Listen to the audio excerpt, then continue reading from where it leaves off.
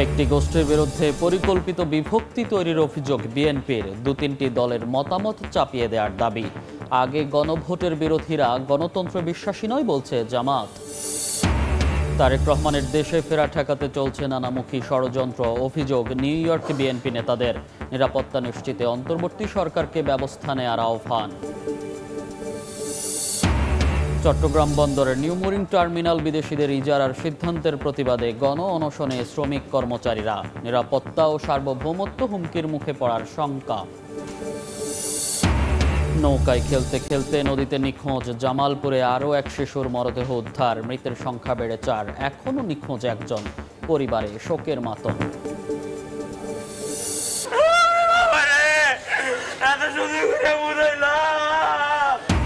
সীমান্তে মিয়ানমারের মাইন বিস্ফোরণে আহত বিজিবি সদস্যের মৃত্যু। স্বজনের আহাজারিতে ভারী। গ্রামের বাড়ি ভোলা। জানাজা শেষে দাফন।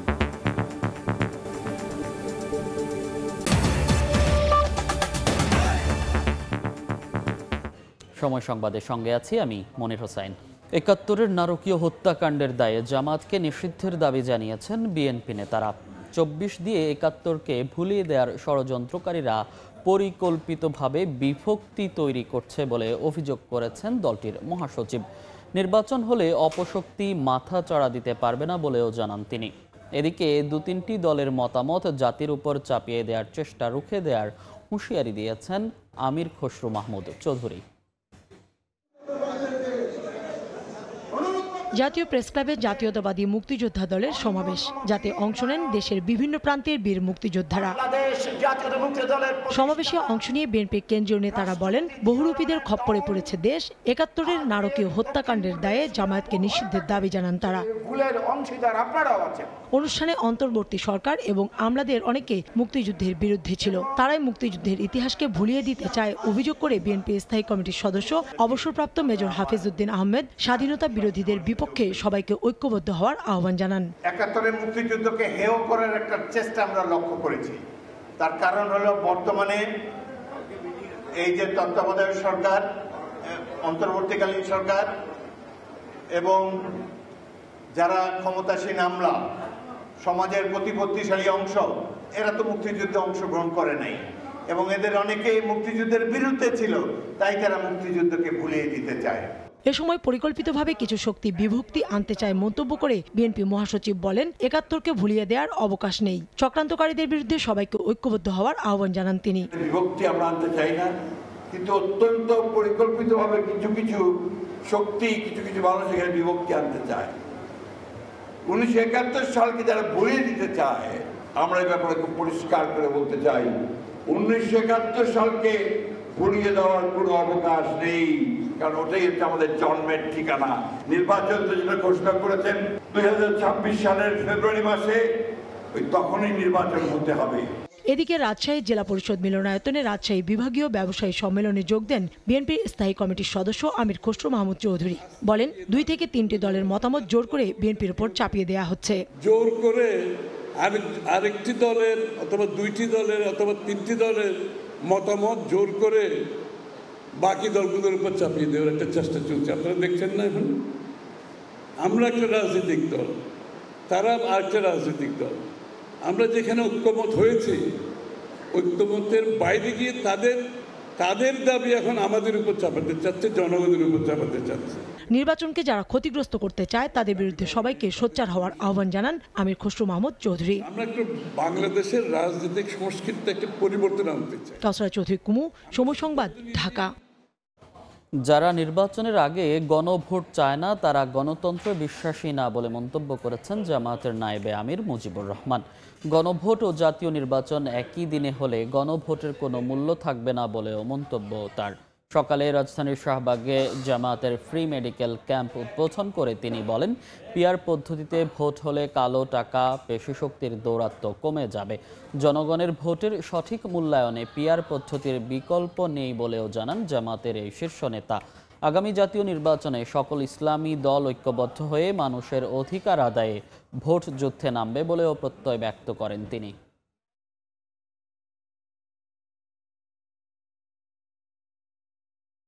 টাকা পয়সা দিয়ে যে নির্বাচনকে প্রভাবিত করা এবং নিজেকে এমপি করার জন্য পাগল হয়ে যাওয়া 10টা হুন্ডা 20টা গুন্ডা ইলেকশন ঠান্ডার এই যে বাজে একটা পদ্ধতি আর সামনে এটা কোনোদিন আসবে না ইনশাআল্লাহ, যদি পিআর সিস্টেম এখানে চালু করা যায়। সনদের যে ভিত্তি, এই ভিত্তি থেকে বাস্তবায়ন করার জন্য আগেই জনগণের ভোট নেওয়া উচিত। গণভোট দিতে হবে, জনগণ যেই পক্ষে থাকবে সেটাই চালু হবে। কিন্তু যারা গণভোটকে চায় না, তার মানে হচ্ছে গণতান্ত্রিক চেতনা তারা হারিয়ে ফেলেছে। আগে গণভোট হওয়ার পরে নীতি সিদ্ধান্ত হবে, সেই সিদ্ধান্ত অনুযায়ী জাতীয় সংসদ নির্বাচন হবে।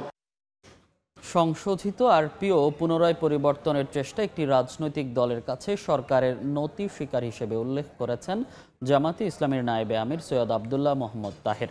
শনিবার গণমাধ্যমে পাঠানো ভিডিও বার্তায় তিনি বলেন, জুলাই সনদ বাস্তবায়নে ধোঁয়াশা তৈরি করছে বিএনপি, এতে ফেব্রুয়ারিতে নির্বাচন আয়োজনে অন্তরায় হতে পারে। সনদ বাস্তবায়ন নিয়ে বিএনপি নতুন করে যে পরিস্থিতি তৈরি করেছে, এটি একেবারে অনাকাঙ্ক্ষিত এবং জনগণ ফেব্রুয়ারিতে যে একটি জাতীয় নির্বাচন চাচ্ছে, নির্বাচনের ঠিক আগেই হঠাৎ এরকম রাজনৈতিক অনিশ্চয়তা উত্তাপ তৈরি করা ফেব্রুয়ারি নির্বাচন অনুষ্ঠানের প্রক্রিয়াকে বাধাগ্রস্ত করছে বলে আমরা মনে করি। দলগুলোর অনৈক্যের কারণেই রাজনীতিতে বিশৃঙ্খলা তৈরি হয়েছে বলে মনে করেন খোদ রাজনীতিবিদরা। এমন পরিস্থিতিতে জুলাই সনদ বাস্তবায়ন হলে দেশ আবারও পুরনো অবস্থায় ফেরার শঙ্কা তাদের। সুষ্ঠু ও নিরপেক্ষ নির্বাচন ছাড়া সমাধান দেখছেন না নেতারা। সেটিকে ফ্যাসিলিটেট এবং রাজনীতিকদের মতাদর্শ ভিত্তিক সংলাপ এবং গণতান্ত্রিক চর্চা অব্যাহত রাখতে সংলাপের আয়োজন করে centre for governance studies CGS. ঠিক যেভাবে শনিবার রাজধানীর সিদ্ধেশ্বরীর একটি হোটেলে সংলাপে অংশ নেন বিভিন্ন দল ও ছাত্র সংগঠনের নেতারা। বক্তারা বলেন, দেশের পুরো ব্যবস্থা পাল্টানো ছিল গণঅভ্যুত্থানের আকাঙ্ক্ষা, অথচ রাস্তায় নামা ছাড়া আদায় করা যাচ্ছে না কোনো দাবি। প্রত্যেকটা প্রতিষ্ঠানকে ধ্বংসের দ্বারপ্রান্তে নিয়ে যাওয়া হয়েছিল। এই ঠিক যেই ব্যবস্থার মাধ্যমে ক্ষমতা কক্ষিগত করে প্রত্যেকটা নাগরিকের অধিকার কেড়ে নেওয়ার একটা মেকানিজম তৈরি হয়েছিল, সেই মেকানিজম অটুট রেখে ওই জায়গায় হাসিনা চলে যাবে, আরেকজন মানুষ বসবে, সেটা গণঅভ্যুত্থানের আকাঙ্ক্ষা ছিল না। সবার কনসার্নটা নিয়ে সরকারের পক্ষ থেকে কিছু প্রস্তাব সবাইকে জানিয়ে দেওয়া উচিত ছিল যে আমরা এটা করতে চাই দেশের বৃহত্তর স্বার্থের জন্য। দীর্ঘ আলোচনার পরও ঐকমত্যে পৌঁছাতে না পারা রাজনীতিবিদদের জন্য দুর্ভাগ্যজনক উল্লেখ করে নেতারা বলেন, সুষ্ঠু ও নিরপেক্ষ জাতীয় নির্বাচন ছাড়া মিলবে না সমাধান। বিএনপি নিজেকে ভাবছে আমি তো সরকারে যাব, আমাকেই তো এটা এক্সিকিউট করতে হবে, আমরা সবাই একসাথে স্বাক্ষর করব, আমরা করব। দেখেন যেই বিষয়গুলোতে মানে দ্বিমত পোষণ করেছেন ওনারা, নোট অফ ডিসেন্ট দিয়েছেন, সবগুলো ক্ষেত্রে একটাই যুক্তি ছিল যে এক্সিকিউশনের যারা দায়িত্বে থাকবেন, অর্থাৎ এক্সিকিউটিভ ডিপার্টমেন্ট যেটা, নির্বাহী বিভাগ যেটা, সেই নির্বাহী বিভাগের এটা খাটাতে কাজ করতে গিয়ে অসুবিধা হবে। বর্তমান রাজনৈতিক পরিস্থিতি। এদিকে রাজধানীর সেগুনবাগিচায় আলাদা আয়োজনে বিপ্লবী ওয়ার্কার্স পার্টির সাধারণ সম্পাদক বলেন, দলগুলোর মতামত নিয়ে ঐকমত্য কমিশন দ্বিচারিতা করেছে। মানুষ যে নির্বাচনের জন্য অপেক্ষা করছে 17 বছর ধরে, ফেব্রুয়ারি প্রথমার্ধে জাতীয় নির্বাচন, এবং একই দিনে আমরা মনে করি গণভোটও সেখানে অনুষ্ঠিত হওয়া দরকার। অন্য কোনো পক্ষের এই ধরনের কোনো বিষয় নিয়ে জেদ করবার বা এটাকে নিয়ে কোনো দর কষাকষি করবার কোনো সুযোগ নেই। অন্তর্বর্তী সরকারের জুলাই সনদ বাস্তবায়নের আদেশ জারির এখতিয়ার নেই বলেও মন্তব্য করেন সাইফুল হক। আইন বিশেষজ্ঞ, লয়ার তাদের মতামত নিয়েছেন। তোহা খান তামিম, সময় সংবাদ, ঢাকা। জোট করলেও ভোট করতে হবে নিজ দলের প্রতীকে। আরপিও সংশোধনীর এমন বিধানে মুখোমুখি রাজনৈতিক দলগুলো। বিএনপি বলছে এমন সিদ্ধান্ত অর্থহীন, বিশেষ দলকে সুবিধা দিতেই করা হয়েছে এমন আইন। অন্যদিকে সংশোধনীর পক্ষে অবস্থান নিয়েছে জামাত ও এনসিপি। দল দুটি বলছে বিএনপির চাপে সংশোধনী বাতিল করলে প্রশ্নবিদ্ধ হবে ইসি, বিতর্কিত হবে সরকার। হাসান ওয়ালির প্রতিবেদন। জুলাই সনদের বাস্তবায়ন প্রক্রিয়া নিয়ে দিন দিন মতপার্থক্য বাড়ছে রাজনৈতিক দলগুলোর। অনেকেই সংশয় প্রকাশ করছেন ফেব্রুয়ারিতে নির্বাচন আয়োজন নিয়েও। এর মধ্যে নতুন করে আলোচনায় আরপিও সংশোধনী। 23 অক্টোবর ত্রয়োদশ জাতীয় সংসদ নির্বাচন সামনে রেখে গণপ্রতিনিধিত্ব আদেশ আরপিও সংশোধন 2025-এর খসড়া নীতিগত ও চূড়ান্ত অনুমোদন করে উপদেষ্টা পরিষদ। এতে বেশ কিছু বিষয়ে পরিবর্তন আনা হয়েছে। ইভিএম ব্যবহার বাতিল, না ভোট পুনর্বহাল, পলাতক আসামিদের নির্বাচনে অংশগ্রহণ নিষিদ্ধ করার মতো সিদ্ধান্তের সঙ্গে নেওয়া হয়েছে নিজ দলের প্রতীকে নির্বাচনের বাধ্যবাধকতা। নতুন নিয়মে জোটভুক্ত হলেও জোটের প্রধান দলের প্রতীকে নির্বাচন করতে পারবেন না শরিক দলের প্রার্থীরা। এ নিয়ে তীব্র আপত্তি জানিয়েছে বিএনপি। একতরফাভাবে এমন সিদ্ধান্ত নেওয়ার অভিযোগ দলটির। এ সংক্রান্ত আইন বাতিলে ইসি এবং আইন মন্ত্রণালয়ে চিঠিও দিয়েছে দলটি। বিশেষ দলকে সুবিধা দিতে এমন সংশোধনী আনা হয়েছে বলে অভিযোগ দলটির নীতি নির্ধারণী ফোরামের এই সদস্যের। মেজর দল থাকে তারই মার্কেট ইউজ করে। জামাত আমাদের ধান নির্বাচন করছে না, এটা বন্ধ করার তো কোনো অর্থ হয় না। যারা কন্ট্রিবিউট করতে পারে, যারা জাতীয়ভাবে পরিচিতি, তাদেরকে পার্লামেন্টে নিয়ে আসার যেটা আমাদের পরিকল্পনা, সেটা এইখানে এসে স্থগিত হয়ে যাচ্ছে। কোনো একটা বিশেষ দলকে ফেভার করার জন্য চেষ্টা করা হইতেছে। তবে ইসি সংশোধনীর পক্ষে অবস্থান নিয়েছে জাতীয় নাগরিক পার্টি এনসিপি। বিএনপির চাপে সংশোধনী বাতিল করলে ইসি প্রশ্নবিদ্ধ হবে বলে মনে করেন দলটির এই নেতা। যে দলের লোক সেই দল থেকে নির্বাচন করবে এবং নিজস্ব প্রতীকে নির্বাচন করবে, এইটা একটা ফেয়ার সিস্টেম। যদি অন্যথা হয় তাহলে কিন্তু একটা প্রতারণামূলক মেসেজ যায়। বিএনপির চাপেই যদি এই ধরনের সংশোধনী আবার আনা হয়, এটা যদি বাতিল করা হয়, তাহলে তো আসলে বারবারই আমরা নির্বাচন কমিশন সহ অন্যান্য সংস্থাগুলো কিন্তু প্রশ্ন করে আসছি, সেইটাই আবার প্রমাণিত হবে। সিদ্ধান্ত থেকে সরলে সরকার এবং নির্বাচন কমিশন বিতর্কিত হবে বলে মনে করে জামায়াত। হঠাৎ করে এটা বিরোধিতা করেছেন একটা ডিসিশন পাকাপোক্ত সবকিছু হওয়ার পরে। আর সরকার যদি এই জায়গা থেকে সরে, তাহলে বুঝতে হবে সরকার একটা বিশেষ দলের পক্ষ হয়ে কাজ করছে। এখানে কিন্তু নির্বাচনের প্রতি জনগণের যে অনাস্থা অতীতে ছিল ফেসিবাদী আমলের, সে অনাস্থারই এখানে জন্ম দেবে। সরকার বিতর্কিত হবে। গত বছরের 3 অক্টোবর আরও 4 কমিশনের সঙ্গে যাত্রা শুরু করে নির্বাচন ব্যবস্থা সংস্কার কমিশন। কমিশনের প্রস্তাবনাতেও নিজ দলের প্রতীক ব্যবহারে বাধ্যবাধকতার সুপারিশ করা হয়, যা আমলে নিয়ে এ সংক্রান্ত আইন পরিবর্তন করেছে কমিশন। হাসান ওয়ালি, সময় সংবাদ, ঢাকা। সরকার সুষ্ঠু ও শান্তিপূর্ণ পরিবেশে নির্বাচন করতে সর্বাত্মক প্রস্তুতি নিয়েছে বলে জানিয়েছেন নির্বাচন কমিশনার আনোয়ারুল ইসলাম সরকার। সকালে কুয়াকাটার কোরেক প্রশিক্ষণ কেন্দ্রে নির্বাচন কর্মকর্তাদের এক কর্মশালায় তিনি একথা বলেন। এবার আরপিওতে সংশোধন আনা হয়েছে উল্লেখ করে তিনি বলেন, রিটার্নিং কর্মকর্তারা চাইলে দায়িত্বরত আসন ও প্রিজাইডিং অফিসার ভোট গ্রহণ স্থগিত করতে পারবেন। তাই নির্বাচন কর্মকর্তাদের নির্ভয়ে দায়িত্ব পালনের আহ্বান জানান নির্বাচন কমিশনার।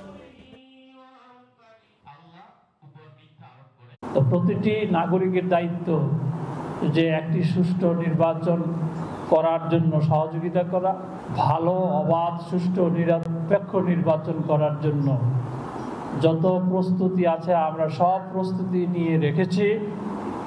আমরা অবাধ, সুষ্ঠু, নিরপেক্ষ নির্বাচন যে কোনো মূল্যে করতে বদ্ধপরিকর। তারেক রহমানের দেশে ফেরা নিয়ে নানামুখী ষড়যন্ত্রের অভিযোগ তুলেছেন যুক্তরাষ্ট্র বিএনপির নেতারা। নিউ ইয়র্কে সংবাদ সম্মেলনে দলের ভারপ্রাপ্ত চেয়ারম্যানের নিরাপত্তা নিশ্চিতে অন্তর্বর্তী সরকারকে যথাযথ ব্যবস্থা নেওয়ার আহ্বান জানিয়েছেন তারা। নিউ ইয়র্ক থেকে হাসানুজ্জামান সাকির রিপোর্ট। কবে দেশে ফিরছেন বিএনপির ভারপ্রাপ্ত চেয়ারম্যান তারেক রহমান? নভেম্বরেই দেশে ফিরবেন এমন আভাস বারবার দিয়েছেন দলটির নেতারা। তবে শুক্রবার যুক্তরাষ্ট্রের নিউ ইয়র্কে স্টেট বিএনপি নেতারা সংবাদ সম্মেলনে অভিযোগ করলেন নানামুখী ষড়যন্ত্রের মুখে তারেক রহমানের দেশে ফেরা। অন্তর্বর্তীকালীন সরকার জনাব তারেক রহমান যাতে দেশে ফিরতে না পারেন সেই উদ্দেশ্যে তারা পরিকল্পনা করছে। বর্তমান সরকার এখনো পর্যন্ত তারা দেশে ফেরার নিরাপত্তা বিষয়ে কোনো সরকারি ঘোষণা বা নিশ্চয়তা প্রদান করছে না, বরং বিভিন্ন গোয়েন্দা সংস্থা ও সরকারি এজেন্সি তাকে নিরুৎসাহিত করছে। তারেক রহমানকে অবিলম্বে দেশে ফেরাতে তার নিরাপত্তা নিশ্চিতের দাবি জানান নেতারা। একটা প্রেস ব্রিফিং এর মাধ্যমে আমাদের দেশনায়ক জনাব তারেক রহমানকে দেশে নিরাপত্তা দেওয়া হবে, কোনো ঘাটতি নেই, এই মর্মে তারা জাতিকে একটা মেসেজ দিতে হবে, এটা আমাদের দাবি। সরকারের কাছে আমরা এই প্রবাস থেকে তাকে অনুরোধ জানাচ্ছি যে আমাদের নেতা বাংলাদেশে ফেরার আগে তাকে যেন সুস্পষ্টভাবে তার নিরাপত্তার সমস্ত বিধি প্রকাশ করে তাকে বাংলাদেশে যাওয়ার জন্য আমন্ত্রণ জানান। সৌদি আরবে ওমরা পালন শেষে দ্রুতই দেশে ফিরবেন দলের ভারপ্রাপ্ত চেয়ারম্যান, এমন প্রত্যাশা বিএনপি নেতাদের। উমরাতে গিয়ে হযরত মুহাম্মদ সাল্লাল্লাহু আলাইহি ওয়াসাল্লামের মাজার আমরা জিয়ারত করি, উমরা করে আমরা একটা ভালো উদ্দেশ্যের জন্য আমরা রওনা হই, সে পরিপ্রেক্ষিতে উনি যেতেও পারেন। হাসানুজ্জামান সাকি, সময় সংবাদ, নিউ ইয়র্ক, যুক্তরাষ্ট্র। সময় সংবাদে আরও থাকছে। সেন্ট মার্টিন ভ্রমণে নিষেধাজ্ঞা উঠে গেলেও নেই পর্যটক, রাত্রি যাপনের অনুমতি না থাকায় নেই আগ্রহ, যাত্রী সংকটে ছাড়ছে না জাহাজ। চট্টগ্রাম বন্দরের নিউ মোরিং টার্মিনাল বিদেশিদের ইজারা দেওয়ার সিদ্ধান্তের প্রতিবাদে গণ অনশন করছে শ্রমিক কর্মচারী ঐক্য পরিষদ। সকালে নগরীর প্রেস ক্লাবের সামনে শুরু হয় কর্মসূচি। এ সময় বক্তারা বলেন, বন্দর বিদেশিদের হাতে তুলে দিলে জাতীয় নিরাপত্তা, অর্থনীতি ও সার্বভৌমত্ব হুমকির মুখে পড়বে। স্লোগানে স্লোগানে উত্তপ্ত চট্টগ্রাম প্রেস ক্লাব চত্বর।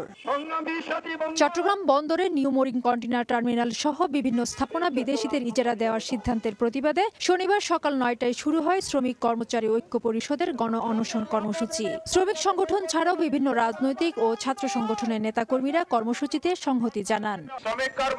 এই সময় বক্তারা বলেন, দেশের অর্থনীতির প্রধান দ্বার ও কৌশলগত এই স্থাপনা বিদেশিদের ইজারা দেওয়া হলে জাতীয় নিরাপত্তা, অর্থনীতি ও সার্বভৌমত্ব হুমকির মুখে পড়বে। বিদেশিদের কাছে দিলে বন্দরে, তাহলে আমাদের দেশের নিরাপত্তা হবে, নিরাপত্তার সমস্যা হবে। আর বর্তমান সরকার হলো অন্তর্বর্তীকালীন সরকার, তারা কোনো নির্বাচিত সরকার না, নির্বাচিত সংসদ নাই এখানে, ওনারা এই কাজ করতে পারে না। সমাবেশে দাবি করা হয়, নিউ মোরিং কন্টেইনার টার্মিনাল বছরে 1000 কোটি টাকার রাজস্ব দেয়, তাই এটি বিদেশিদের হাতে তুলে দেয়া আত্মঘাতী সিদ্ধান্ত। এই সময় দুবাই ভিত্তিক ডিপি ওয়ার্ল্ডের সঙ্গে সরকারের ইজারা চুক্তি গোপন রাখা হয়েছে বলে অভিযোগ করেন তারা। এই বন্দর দিয়ে সমস্ত এক্সপোর্ট ইম্পোর্টের 92% এমসিসির মাধ্যমে আজকে সমাধা হয়। আমরা বুঝি না কেন বারবার এই বিদেশিকে দেওয়ার জন্য এই সরকার পায়তারা করছে। রাষ্ট্রবিরোধী জনস্বার্থবিরোধী সমস্ত প্রতিষ্ঠানের সাথে যুক্ত হয়েছিল, সেগুলো বাতিল করে এবং জাতিকে দেওয়ার জন্য বর্তমানে ও সরকার করে যেতে পারে আপনারা করতে যাচ্ছেন, সেগুলো থেকে দূরে সরে আসেন। বক্তারা অবিলম্বে সরকারকে বন্দর ইজারা দেওয়ার সিদ্ধান্ত থেকে সরে আসার আহ্বান জানান, তা না হলে সারা দেশে কঠোর আন্দোলনের হুঁশিয়ারি দেন আন্দোলনকারীরা। ফেরদৌস লিপি, সময় সংবাদ, চট্টগ্রাম। আজকের মধ্যে দাবি মেনে জাতীয়করণ বাস্তবায়ন করে প্রজ্ঞাপন জারি না হলে যমুনা অভিমুখে কর্মসূচি ঘোষণার হুঁশিয়ারি দিয়েছেন ইবতেদায়ী মাদ্রাসার শিক্ষকরা। সকালে জাতীয় প্রেস ক্লাবের সামনে 20 দিন ধরে চলমান অবস্থান কর্মসূচি থেকে এই ঘোষণা দেন শিক্ষক নেতারা। তারা জানান, প্রাথমিক ও ইবতেদায়ীর কারিকুলাম এক হলেও এক পক্ষের সঙ্গে বৈষম্য করে সরকারিকরণের বাইরে রাখা হয়েছে।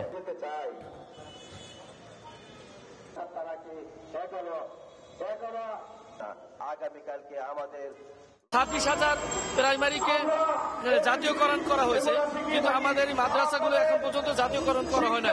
আমরা 41 বছর পর্যন্ত রাষ্ট্র থেকে অনেক নির্যাতন, অনেক জুলুম, অনেক অত্যাচার সহ্য করেছে। আমাদের দাবি জাতীয়করণ ঘোষণা না হওয়া পর্যন্ত আমরা এই রাস্তা ছাড়ব না। আন্দোলন চলছে, চলবে। আমাদের দাবি যতক্ষণ পর্যন্ত আমাদের জাতীয়করণ ঘোষণা না দিবে, প্রজ্ঞাপন না দিবে, ততক্ষণ পর্যন্ত আমাদের দাবি চলবে। জামালপুরে খেলতে খেলতে নদীতে ডুবে নিখোঁজ আরেক শিশুর মরদেহ উদ্ধার হয়েছে। পরিবারে বইছে শোকের ছায়া, মায়ের কান্নায় ভারী পরিবেশ। এ নিয়ে মৃতের সংখ্যা বেড়ে দাঁড়ালো 4 জনে। এখনও নিখোঁজ এক শিশু।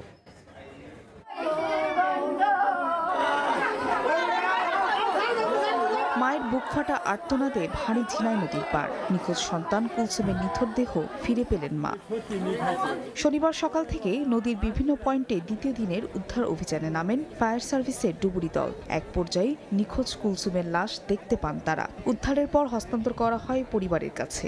এই নিয়ে 4 শিশুর লাশ উদ্ধার হলো। তবে এখনো নিখোঁজ রয়েছে বৈশাখী নামে আরেক শিশু। প্রখণ্ড তাপমাত্রা ছিল, যার ফলে তারা ছোট ছোট বাচ্চা নদীতে আসছে গোসল করার জন্য। পানির স্রোতে তারা এসে গেছে। বাপ মা তো কান্দে কান্দে মরবো, জীবন আর আসবো না। কত দুঃখ কষ্টে মানুষ করে, কত কিছু ঘর বাড়ি করে কাজ নাই, কি করলো সব ফুরাই গেল।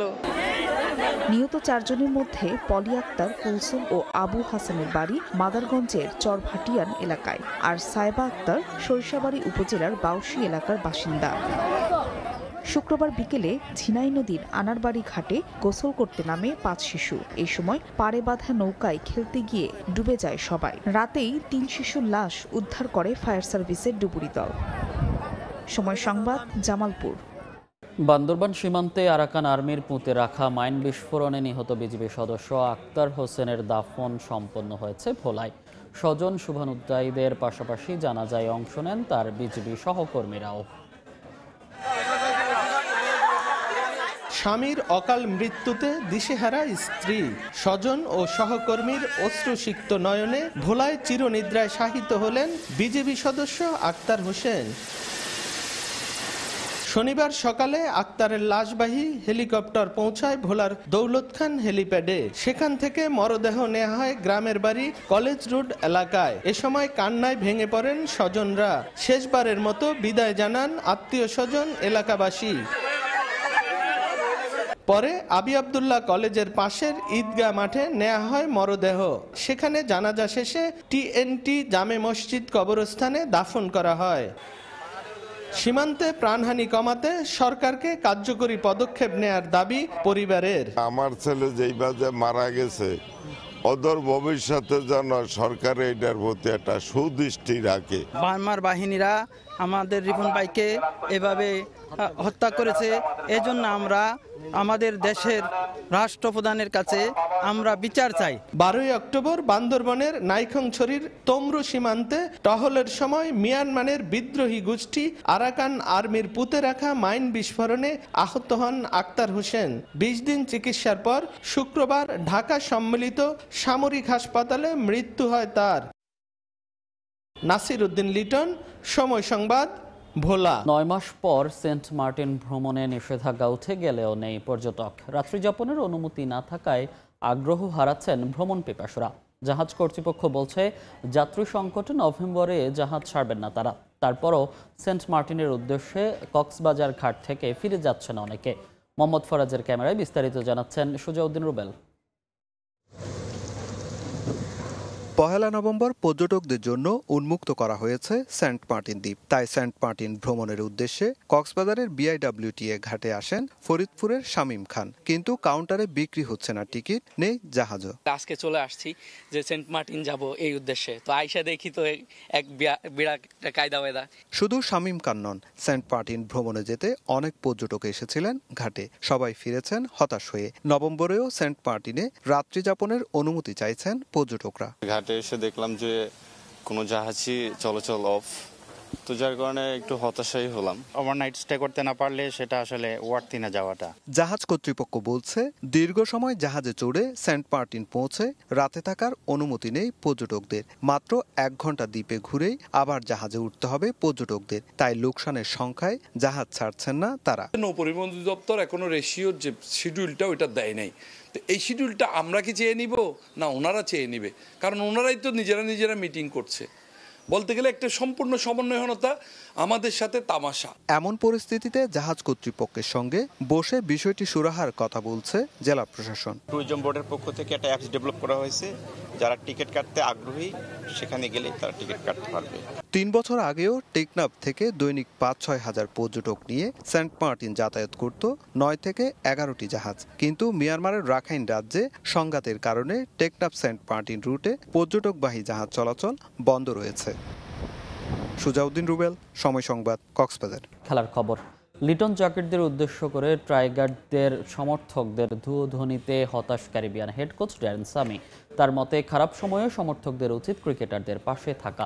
এছাড়া এদেশের তরুণ ক্রিকেটারদেরও প্রশংসায় ভাসিয়েছেন ওয়েস্ট ইন্ডিজের এই কিংবদন্তি ক্রিকেটার।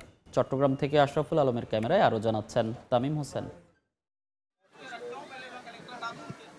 ওয়ানডে সিরিজটা হারলেও বন্দর নগরীতে টি-20 সিরিজটা ঠিকই জিতে নিয়েছে ড্যারেন স্যামির দল।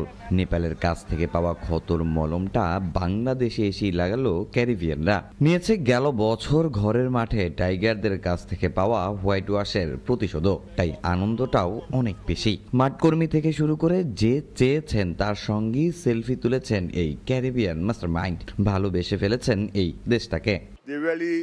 বাংলাদেশের সিরিজ চ্যালেঞ্জিং। তারা গেল বছর আমাদের দেশে গিয়ে ওয়ানডে টি-20 জিতেছে, এবার এটা পুনরায় ঘটেছে, তারা ওয়ানডে জিতেছে। আমরা চেয়েছি টি-20 জিততে, সেটা আমরা পেরেছি। আমাদের দলের সবাইকে ধন্যবাদ দিতে চাই, বিশেষ করে বোলিং ডিপার্টমেন্টকে। যেমন ভালোবেসেছেন তেমন দর্শকদের ওপর হতাশ হয়েছেন স্যামি। গ্যালারি থেকে লিটন জাকেটদের দুয়োধ্বনি দেন টাইগার ভক্তরা। হোম ভেন্যুতে লিটনদের সঙ্গে এমন আচরণ পছন্দ হয়নি ক্যারিবিয়ান হেড কোচের।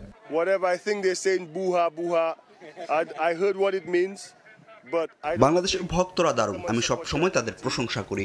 যদিও আমি এখন খেলছি না, তারপরও অনেক ভালোবাসা পেয়েছি। কিন্তু তারা যেভাবে তাদের খেলোয়াড়দের ট্রিট করেছে সেটা আমি পছন্দ করিনি। তারা খেলোয়াড়দের ভুয়া ভুয়া বলেছে, আমি এটার মানে পরে জেনেছি। কিন্তু আপনি সমর্থক, প্রত্যেক খেলোয়াড় চায় ভালো করতে, তাদের সব সময় সমর্থন করা উচিত। প্র্যাকটিস সেশনগুলোতে চট্টলার নেট বোলারদের সঙ্গেও অনেকটা সময় কাটিয়েছেন স্যামি। শোনা গেছে একজনকে নাকি প্রস্তাব দিয়েছেন সিপিএল এর জন্য, যদিও সেটা অস্বীকার করেন তিনি, তবে দেন তার সঙ্গে যোগাযোগ রাখার প্রতিশ্রুতি। আমি কাউকে সিপিএল এ নেওয়ার কথা বলিনি। আমি 15 বছর ধরে এখানে আসছি। হ্যাঁ, এখানে বেশ কিছু ট্যালেন্ট আছে যাদের আরো ভালো করার পরামর্শ দিয়েছি, তাদের উৎসাহ দিয়েছি, পরে তাদের সাথে যোগাযোগও করব। তামিম হোসেন, সময় সংবাদ, চট্টগ্রাম। এই পর্যায়ে শীর্ষ সংবাদগুলো জানিয়ে দিচ্ছি আরেকবার। 24 দিয়ে 71কে ভুলিয়ে দেওয়ার চেষ্টা একটি গোষ্ঠী পরিকল্পিতভাবে বিভক্তি সৃষ্টির অভিযোগ বিএনপির। সনদ নিয়ে ধোঁয়াশা তৈরি করছে বিএনপি, দাবি জামায়াতের। তারেক রহমানের দেশে ফেরা ঠেকাতে চলছে নানামুখী ষড়যন্ত্র, অভিযোগ নিউ ইয়র্ক বিএনপি নেতাদের। নিরাপত্তা নিশ্চিতে অন্তর্বর্তী সরকারকে ব্যবস্থা নেওয়ার আহ্বান। এবং নৌকায় খেলতে খেলতে নদীতে নিখোঁজ, জামালপুরে আরও এক শিশুর মরদেহ উদ্ধার। মৃতের সংখ্যা বেড়ে 4, এখনও নিখোঁজ এক, পরিবারে শোকের মাতম।